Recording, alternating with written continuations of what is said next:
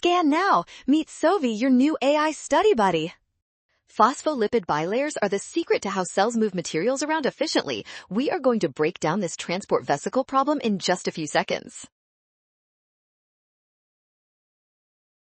First, we must recognize that transport vesicles are essential components of the endomembrane system. They act like tiny shipping containers that carry proteins between different organelles throughout the entire cell. Next, their unique phospholipid bilayer structure allows these vesicles to easily fuse with other membranes. This includes the Golgi apparatus and the plasma membrane because they share the same chemistry.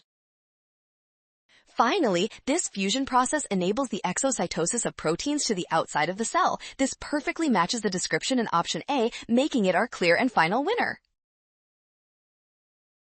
Well done! Scan the code. You can learn better with Sovi. Avoid a rush by checking signs.